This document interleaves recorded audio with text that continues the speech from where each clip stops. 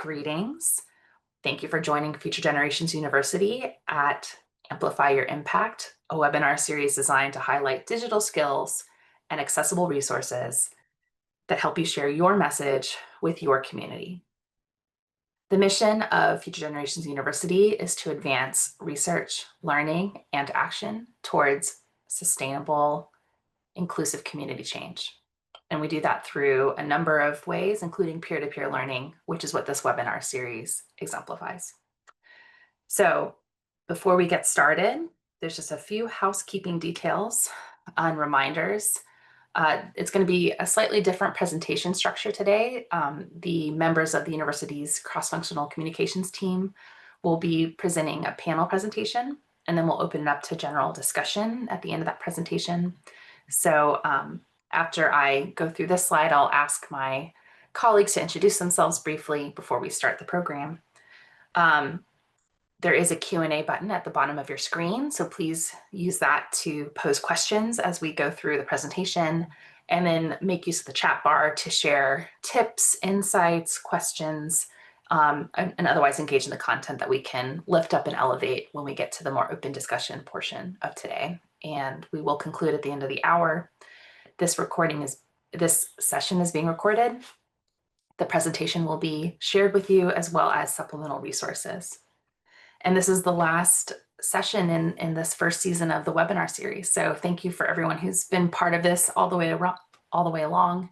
And you will get surveyed at the end, and we really look forward to your feedback so that we can make planning decisions about bringing new and additional webinar series like these to you. So with that, let me turn it over to Lindsay, if you will briefly introduce yourself, and then we'll ask Kris to jump on, and then I will introduce myself and then start the first portion of the presentation. Hello, everyone. My name is Lindsay Kazarick. I am the Recruitment and Communications Coordinator here at Future Generations University, and I am also a current master's student with many of you as well. I will be joining the presentation a little bit later, talking about how we can use AI tools as sort of a personal assistant in our community work. Hello, everyone. My name is Kris Reiser. I'm the alumni coordinator, and let's see here. And so I'm going to be speaking after Deborah, actually, and I'll be talking about how to train your AI and how to customize it even through free technology that you have, how you can go ahead and make it more applicable to what you're doing. So. And I'm Deborah Sosower. I'm the Senior Director of Strategic Communications at the university. And I'm going to start off the program by just an overview on definitions of AI, considerations for using AI, and kind of set up the context of the type of AI platform that we're going to be diving more deeply into in today's panel presentation.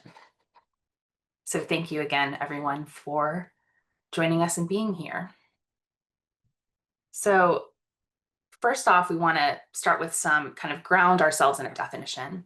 I went to the NASA website because that is a trusted scientific source that I like to go to for matters like these. And they define artificial intelligence as computer systems able to perform complex tasks normally done by human reasoning, such as decision-making and creation. So artificial intelligence is sort of the umbrella term for computers who can think like humans do. Machine learning references the way in which artificial intelligence systems are trained. So that would be the feeding of very specific data sets, algorithms, papers, numbers, anything that is used to train the machine so that it can start to make inferences and make predictable suggestions to the humans who are using these machines, this machine intelligence. And like kind of the deepest level is deep learning. This is predicated on how the human brain has evolved, which is about neural networks. So essentially the same in the way that our brains are able to codify a lot of different information and come up with an incredibly fast result. We don't have to take time to identify every single, hair on the head of an animal before we realize it's a cat, because we've seen cats before and we can extrapolate and apply that knowledge in new situations. So that's what, like, neural network deep learning, these machines are now capable of doing as a model on the human brain. A big thing to go into using AI is thinking about the ethics of using it. So here you can see some of the major areas that have been brought up as AI has become predominant in the world. Jonathan mentioned this in the chat earlier, data and privacy, what can be done with your likeness using AI platforms. And how can, both protecting your data and then also protecting against artificial intelligent malware biases. So we live in a systemic world with systemic biases that influence what is considered high taste, high culture expertise. And so the machines are only as good as the information that has been fed into them. And Kris, in her presentation, will talk about how you can customize the use of AI so that you are training it to work best for your needs. But recognizing that there is bias is very helpful in combating that bias. Something that we talk about internally at the university is because our charge is very tied to climate mitigation, climate change. So the impact on the environment that artificial intelligence systems use. I mean, goes all the way back to the first computer. Any computer softwares need a huge amount of coolant to keep the machines running. They also have a huge electrical output. So the carbon footprint of AI is big. And so it's a concern. And I also want to lift up the fact that employment concerns are there as well. What had been considered stable employment for a lot of people who get their education, have kind of white collar jobs, some of those functionalities and efficiencies are able to be replicated or duplicated by artificial intelligence. And so that does put some jobs into peril. But the truth is, AI is here. There's huge investment around the globe in this technology. It's been around in some form for at least 10 to 15 years. It's just come really into the public sphere in the last couple, like 2 years, 2-3 years, as it's has become sophisticated enough to do more day-to-day functional tasks. So it's important that we embrace this technology and harness it so that we can use it to its best effect and we don't get left behind. And that's why we decided to have this panel as part of this series. So the pros of using artificial intelligence in your work, especially as it relates to communications and outreach, is that it can help you. It can enhance decision-making. It's absolutely can enhance efficiency and productivity. It is a machine. It doesn't need to sleep. It doesn't need to eat. It doesn't need to celebrate a holiday. It's available to you 24/7. There are a lot of assistants and automations, and that's what Lindsay is going to describe, how she utilizes AI to really automate tasks that would otherwise take valuable time, and it leaves you time to do what only you as a human can do, which is use your creativity, critical thinking, and relationship building. That these are things that machines are not capable of.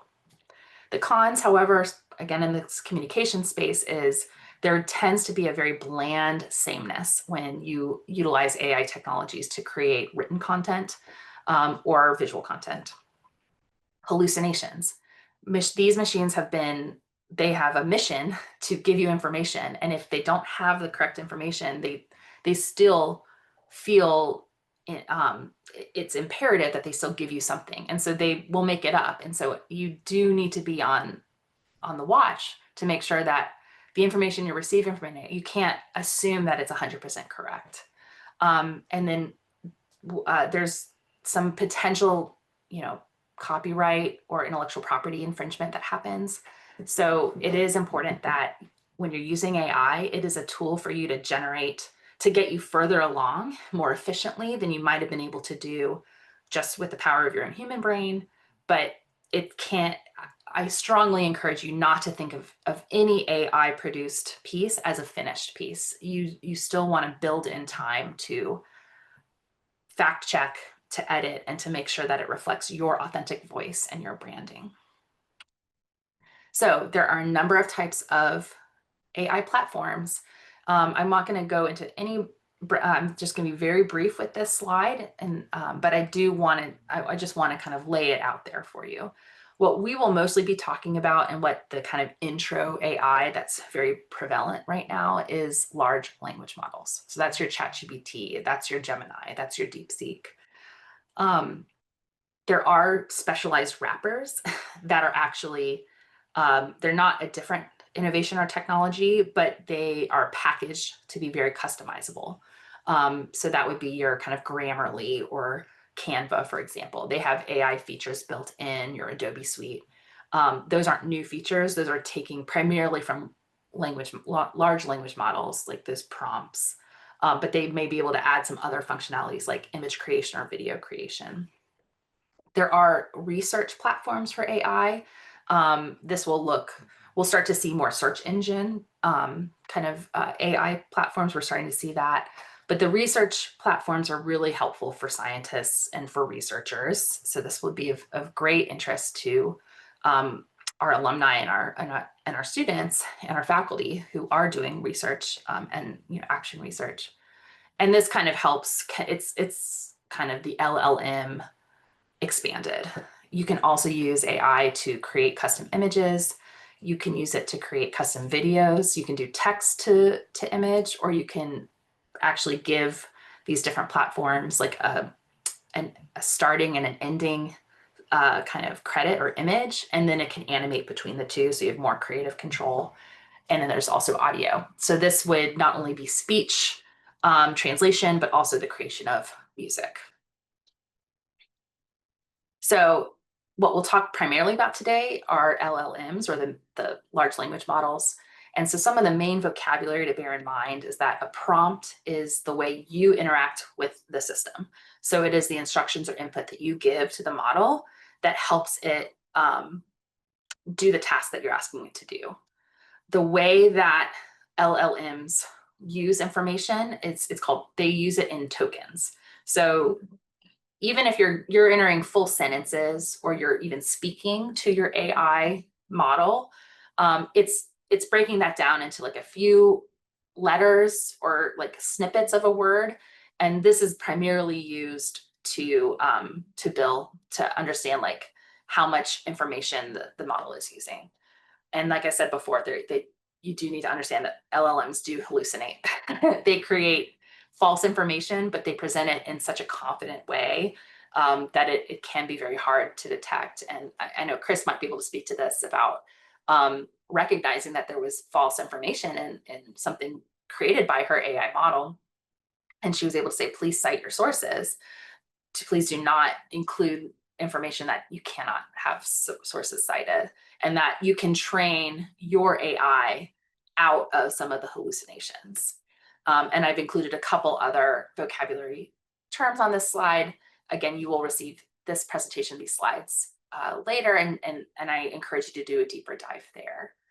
But that is just an overview of AI, just kind of grounding us in what to think about as we use it. I do think it's important to use it. And now I'm going to turn it over to Kris so that she can share how she uses it and the work of the university that is benefited by that use. Thank you, Deborah. So I'm going to I am bringing up DeepSeek and ChatGPT. Those are two LLMs that I have used in the past, and I use both of them actually, depending on the availability of what I have. And so DeepSeek I'm just going to mention, does not have any ability to customize at all. And so what you put in, what comes out, that's it. There's no training on it. Also, I think it's important that the information that our interactions also train it on a regular basis. It's not like we're training one individual. but it trains this as a organism as a whole. The way that we interact, the things that we ask it, how we ask it, and things like that. It's just adding more and more information into that language learning model. So, and then I'm specifically going to be looking at the ChatGPT free version today and showing you, I had at one point usage of a paid version, and I had asked it when I realized that I was no longer going to have access to that, how do I train the free version? And so we're all getting the benefit of that training that it gave me. I asked it and it gave me that. And so I'm going to take you through just some different areas to look on how you can go ahead and make those customizations. So I'm going to go ahead and share my screen. And I'm starting here in an old chat that I had. And so I actually asked it, I was like, hi, I've had a chat, GPT under another account, and I'd like to go ahead and transfer knowledge. And so I had taken the information that I had previously, that was, these are all of the things that are important to me. My work, my focus areas, you can see this up here under number 1, my recurring projects, the way I communicate, other interests and needs, interaction, tile and stone, and tone and style, sorry. And I fed it to them. And you can see right here, it updated the saved memory. And so these are the things that I'm going to be talking about today, is how to give it information that it saves, managing that saved information, because on free accounts, you only have so much saved memory that for it to reflect back on. And so these are the rules that I'm giving it about how to interact with me. And one of the things that you can see under 3 here is I trained it on seed scale. I was like, I want to make sure that my communications are grounded in seed scale, and this is what seed scale is. Like, here's the top 4. And anyway, so that's where I started. And if you can see over here on the left-hand side, down at the bottom, you can see this is where your user is. And you can look right here in personalization. So if y'all can see this right here, and I'm going to click there, and it brings up this window. Under here, we have all sorts of different, there's like general, I can change like color, appearance, my language. If you want to use a microphone with it, so it's, it listens and you talk to it, that's not my thing, but you can. You can do notifications, so that if you're letting it run, you can do push notifications, so it notifies you when it's finished something, for you to go ahead and come back. Because sometimes you'll notice if you're on a free version, you time out on so many prompts, and then you have to come back. But I'm going to focus here on the personalization. And so what I wanted to bring up is I put in what my interests and needs were. I wanted taking things into consideration. I do a lot of virtual activities with alumni, and I would like things to be structured. I want data-driven comparisons. And my conversational style is engaging and collaborative. I want things clear, structured, well organized. All of these, and you can even see how my communication style is. I don't want it sugar-coated, but I want it to be supportive. So don't give me, like what Deborah said, like it's one of the robotic roles, like it has to give you an answer.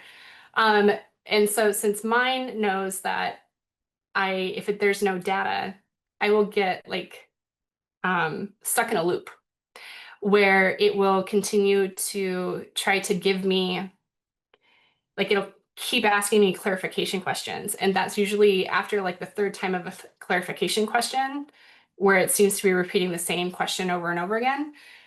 It can't do it. And that's my first indicator that I've reached the limitation of what that model is. So I also have here, I've I put more about me. And so everyone has the ability in which to do this. And then we have memory.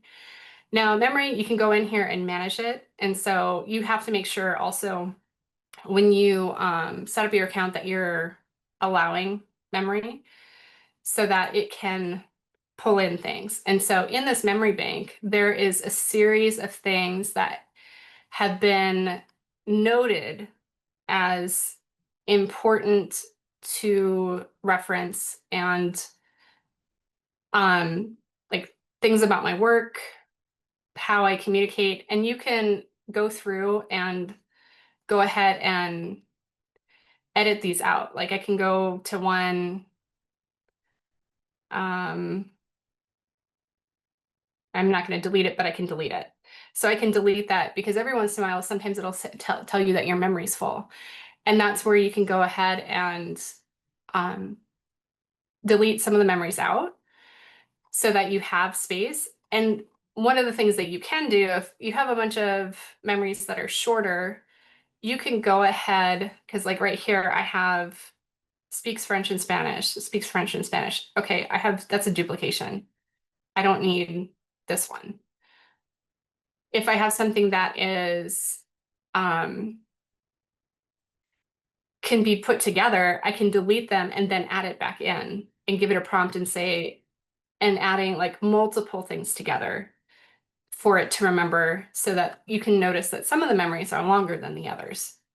And that's because I went ahead and condensed the memories. And so that's one of the things that I find is very helpful because now it knows my priorities.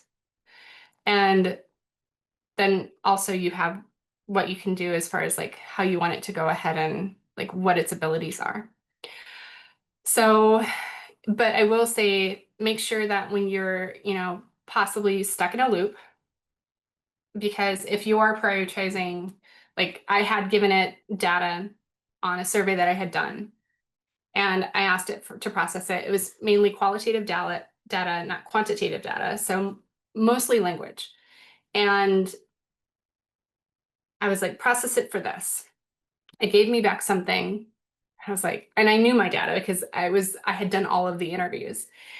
And I was like, that's not in there. And I had said specifically, please give me the reference. And the response was, I assumed. And so at that point, I kind of I was like, please don't make any assumptions. Please make sure to reference your work. And so even when I do presentations, I ask for references. And I've even given it like, I want scholarly references. I don't want lighter references that, like, for example, I don't know where people feel about Wikipedia, but like Wikipedia was never accepted during my academic journey. So that's another thing that it has in a memory. Please go ahead and, put references into things so that I can double check everything that was put into the product that I'm getting out. So when it comes to AI for myself, I started thinking about how I could use this to make my life as a community developer easier. And I know all of you are so much like me, where you're wearing 15 different hats in a day, and it would make your life a lot easier if there was another one of yourself, or if you had an assistant. But chances are you can't afford to hire an assistant. And so I can't afford to hire an assistant either. And so that's where I started down the path of how could I get AI to work sort of like an assistant for me?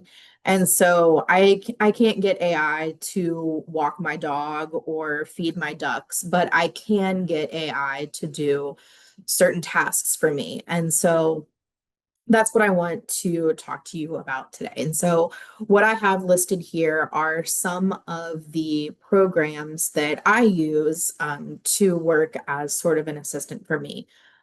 So Reclaim AI is probably my favorite. That is a scheduling tool. And that's one that I'm going to show you a little bit more in depth. Perplexity works very similar to ChatGPT, but has some built-in functions where it interfaces with some other programs, and then has the options to do some tasks for you. So you can program the AI to remind you to do things, which I have ADHD, and so it's super useful for me to have reminders. And so I use Perplexity in that way. And then Notion and ClickUp are task management and project management tools. And so I work full time, as just like you guys, I'm a full-time student, I'm a community developer. And so there's lots of things that, lots of balls that are always in the air for me. And so these tools are very useful in making sure that everything is getting done when it needs to get done. But then when you're tracking that, the AI within those programs then can automate other things to happen. So, for example, say I go in and make a note that I emailed a producer and they want some save the dates for Maple Days. And once I make that note, then in my project board, then automatically that producer's name gets put onto another list. And I know that I have to start sending them things. So this is Reclaim. And so we'll go in, and what's really nice is I can have my tasks. So my tasks are the things that I have to get done. So I need to create a new task. So, or wait, we'll do this. I need to reschedule these tasks. So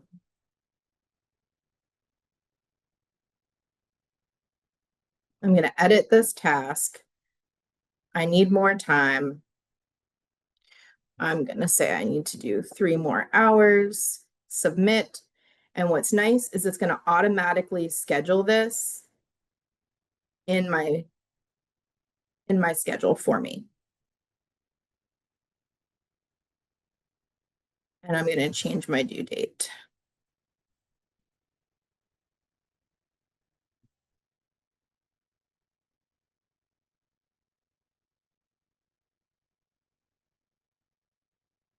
This is now updated.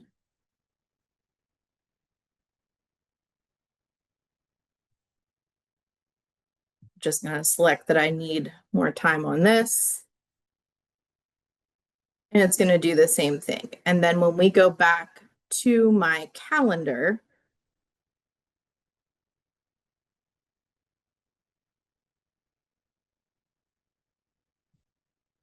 you will see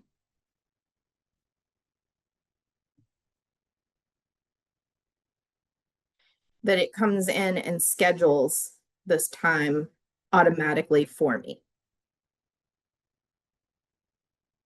which is nice. I don't have to worry about managing my calendar.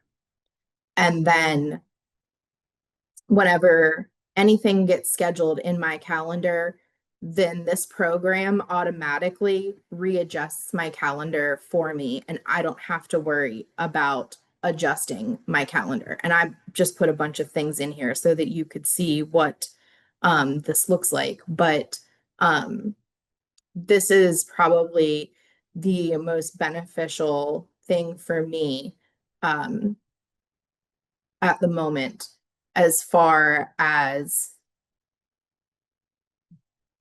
an AI tool because I share a link to my calendar with my community, and they have the opportunity to see when I'm available. They are able to schedule time with me as it's convenient for them. And as someone who is actively working to schedule time right now with a ton of people to plan a large agritourism event, it's very useful for me to not be on the phone going back and forth saying, when are you available? This is when I'm available. I can send this link out. They see my calendar and they can schedule time. And then anything else in my calendar adjusts as necessary, like focus time or study time or things that I deem are flexible. And then if there are things like when I'm scheduled off, people can't access my calendar, class time can't be moved, those sorts of things. And that's all taken care of by AI. And that's super helpful for me as someone who is juggling multiple things right now and wearing multiple hats like many of you are. And I can't afford to have an assistant doing that for me. And this is a super useful tool.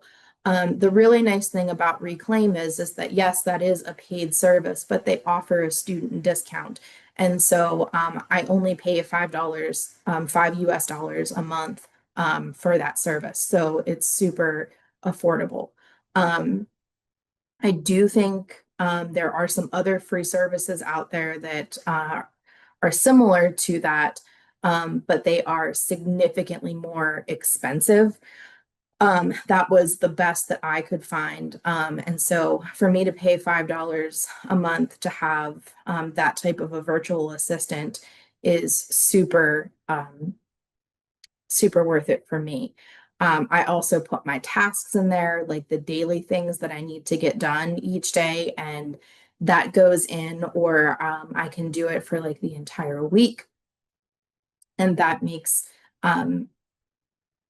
me feel better because then I know that I've scheduled enough time in the week to get all of the things done that I need to get done, as well as allocating enough time for meetings, studying, and me personally, so that I have time to just, make time for me.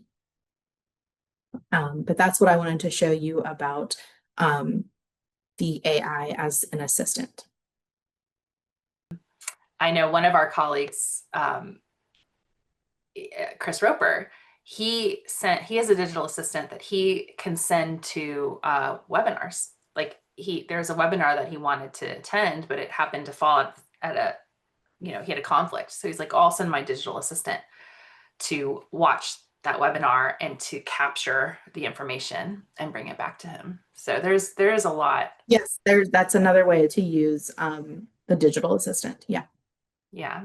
And Kris put this into the chat, but we're now open to kind of an open discussion or questions from our participants. While we're waiting for those to come in, there was a few things I wanted to share about how I have used ChatGPT or other large language models in the work that we do. If you have a lot of it's a great resource for quick and pretty accurate summarizations of existing material.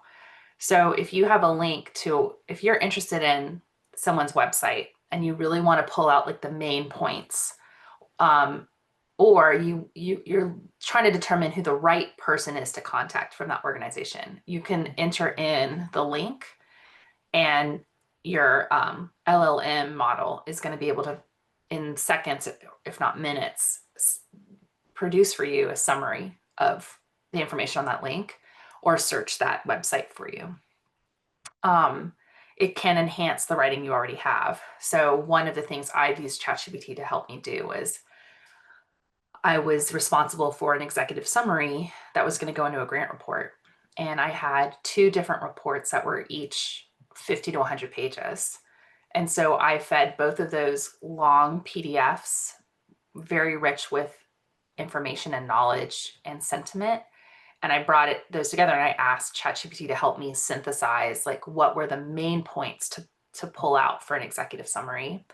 And then I went a step further and I said, what are some of the hidden, connections that you can determine from these reports that aren't explicitly in the text? And it was able to bring in some really interesting insights there as well. So yeah, you can use ChatGPT or LLMs to help you brainstorm ideas. So we're writing our year-end appeal right now, and there's a committee of us working together about, how do we want to implement this year?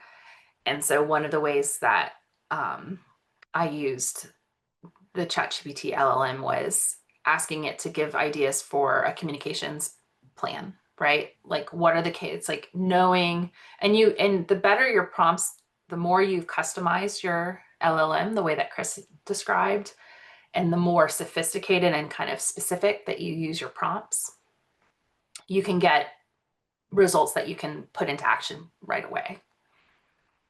Go ahead, Kris. I was just going to bring something up, something that happens even, so part of my background is in HR, and I'm very thankful that I had exited HR before AI became such a presence in that. But this happens also with grants. So I'm just going to bring this up. When we have particular keywords that are put in, say, a job description that's posted online, if your resume or cover letter do not include those same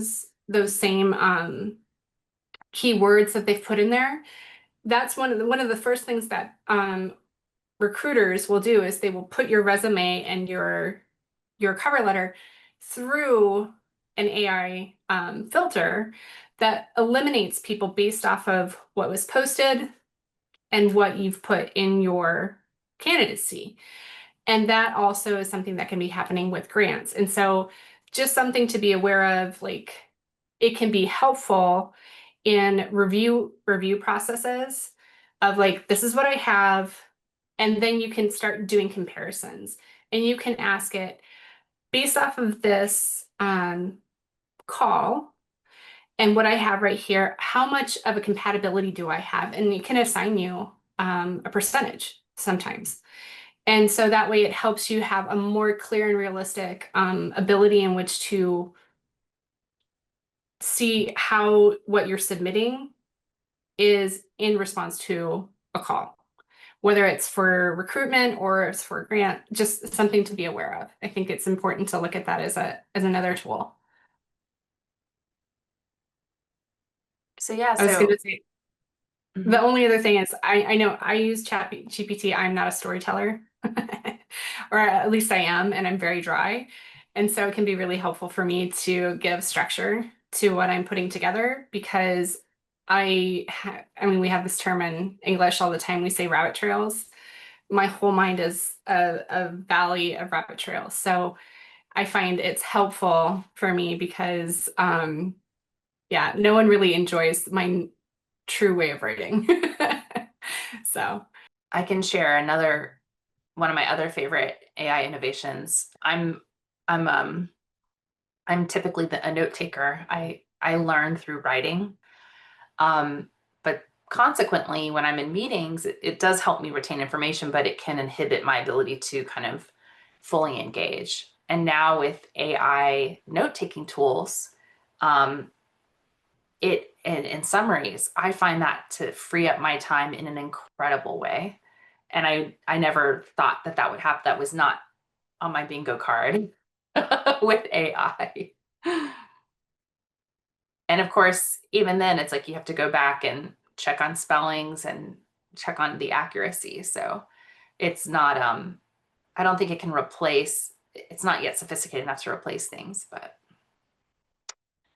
All right, so we're pulling from the chat. Jonathan is saying in the recovery and reentry world, ChatGPT can help search for state programs. Yeah, so it really can be an efficient tool. It's more than a search engine, more than just pulling up information for you to then research. It takes that next step for you. Well, maybe as we still invite you to share questions or share ways that you use AI. Lindsay, would you mind showing us, this is a little separate, but using AI for image creation or for image brainstorming? And just as a way to illustrate how quickly these technologies can improve. And while you're pulling that up, Kris can also speak to this, because Kris, you were saying that using AI for translation, you checked a couple months ago and thought, oh no, this isn't going to be good enough. But then when you checked again more recently, the learning has been Yeah, I was gonna say, exponential. when you're a multilingual speaker and you looked at how, when I first looked at how translation was done through ChatGPT, I was like, there's absolutely no way I could rely on this. But I think one of the important things to do is to double check and check back in. The models improve a lot as they are learning. And so, I mean, Lindsay's thing here is going to show us, because, I mean, what was interesting as we were discussing our presentation, and Lindsay had mentioned that a while ago she had asked for an image for something. And we thought it would be interesting to share with you how the improvement would or is, hopefully it's improved, we'll see, between when she originally gave this prompt and discarded it as not good enough to what a prompt would be today. Oh wow.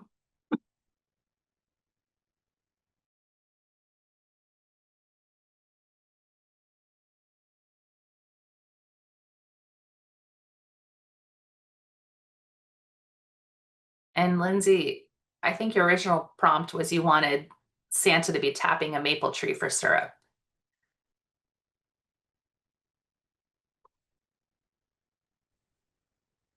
Correct. Yes, I was muted. Sorry, and I was trying to unmute.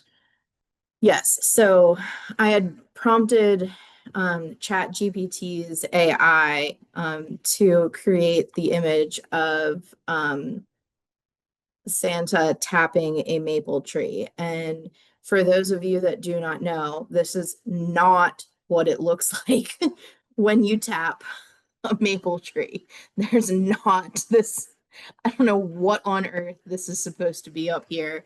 But there's not like a lever that you get to pull or anything like that. So let's just do it here in real time and see what happens.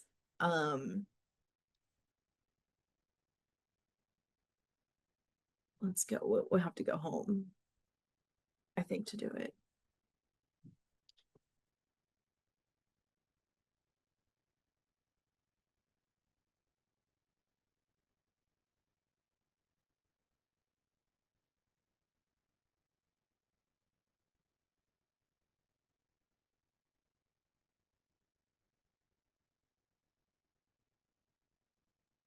Yes, Jonathan brings up a common failing of AI image technology, which is that human hands are very hard to render. Actually, it was funny. My background's in fine art, and hands are also extremely hard to draw.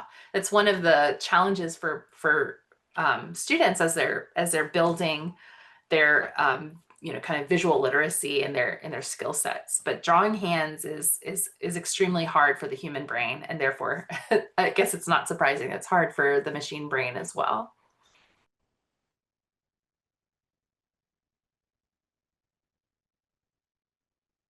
Well, we have some improvement, but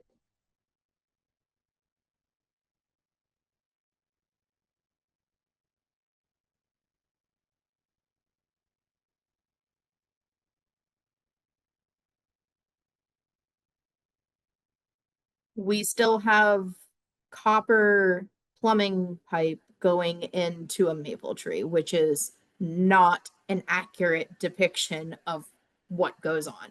So as Lindsay, you can I'm see, curious. I'm yeah, curious.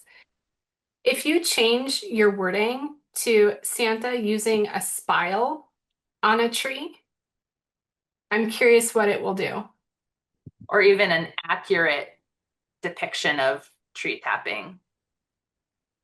Well, I'm just thinking of I mean, we know that tapping is what tapping is. And a tap is also a tap at a faucet. And so it may not understand. And so part of making sure that we circle in closer is maybe using the word spile versus tap. Yeah, it did not help. So, all right, guys, our jobs So are this is secure. yeah, this is why we do not need to be afraid of AI taking our jobs. AI as an assistant for, especially in like the PR world, there's like, small PR firms and they have multiple clients, it's really helpful to have that brainstorming capability to say, okay, here is an article, please create 10 Twitter posts about it. And then mining through those for what would actually work and needs tweaking. But being able to see the vocabulary, being able to see the customization that both of you shared, those were new to me. And it helped me I just feel more grounded in understanding how to use this. And there are scary aspects, but I think the thing to battle fear is education. For me, the reason I'm at Future Generations at all is because I believe so deeply in education as a barrier, breaking barriers, right? Building bridges. And so hopefully today's presentation can take some of that fear away and help you feel that you have more abilities, more insights so that you can build those skills and so that you can use AI to help the work that you're already doing. yeah, it was interesting yesterday, we had been discussing this, and I had mentioned we've been exposed to AI for a long time, much longer than what we want to care to talk about, maybe. Because, I mean, predictive text, if you consider how long think about the first time you used predictive text, that is a form of AI. There are many things that we've been using on a day-to-day basis, and we don't think anything about those things, not too much. But I think I would like to say I'm maybe not as early as an adapter as I would like to be, but I consider myself an early adapter. And I think that it's always much better to check things out, and so that you gain an understanding so that you know how it will affect you, because it will affect you. And some of the things that you mentioned is that these language models learn off of knowledge that's being fed into them. There's bias that comes with that knowledge, and where they come from. And it'll be interesting to see how our society moves forward with, the new things that are fed into it. And so it's always important to look at that and see how our ability to make evidence-based decisions in this realm. I dove in because I wanted to know what AI was for myself. And after, learning more about it, I do not feel threatened by AI in the least bit. I see it as a tool for us in community development. It's something that we can use to build stronger communities. It's a way that we can sincerely amplify the impact that we are making, because it's a way that we can duplicate our efforts. We can take what we're doing and spread it further, faster, if that's what we so choose to do. Or you don't have to use AI at all. It's your prerogative. But at the end of the day, don't knock it until you've learned about it. Well, in the last moments of our time together, I just want to say Thank you so much for joining us. Thank you for joining us today and for the totality of this first season of Amplify Your Impact. This presentation will be shared along with the presentation deck, the recording, and supplemental materials. You'll be asked to fill out a survey that will be extremely helpful to us as we plan future webinars and other potential seasons of this series. And then I want to quickly just say thank you so much to all of the presenters who participated in bringing this content to the webinar series. Those of us on the call today, thank you, Lindsay. Thank you, Kris. Thank you to Bruce, who started off our series with our photo and photo editing webinar. And it's just been truly a pleasure and a privilege to be able to share this information and to get to engage with all of you in this arena and to learn and grow together. So thank you again.